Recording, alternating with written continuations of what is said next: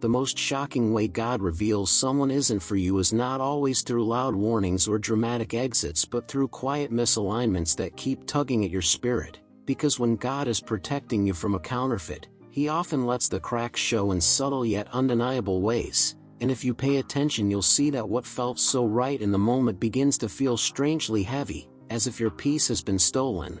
And that's the first secret sign. God removes your peace, because true connection should align with the spirit of peace that surpasses all understanding. Philippians 4 verse 7. But when your soul feels restless, no matter how much you try to rationalize, it's the Lord whispering that this is not His will. The second hidden sign is that their presence consistently pulls you away from Him rather than closer, because a relationship designed by God will sharpen your faith like iron sharpening iron. Proverbs 27 verse 17.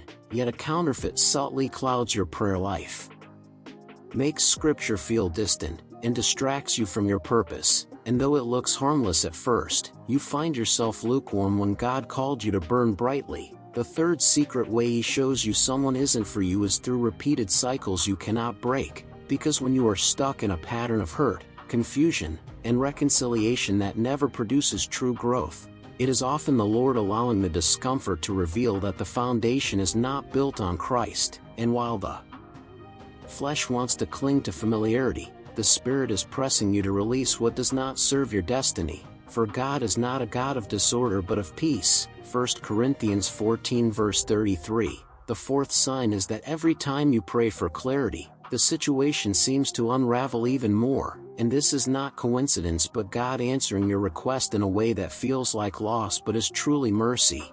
Because Romans 8 verse 28 reminds you that all things are working together for your good, and sometimes the unraveling is the only way to free you from a snare you would otherwise stay entangled in. The fifth hidden sign is the absence of fruit, because Jesus said you will know them by their fruits. Matthew 7 verse 16.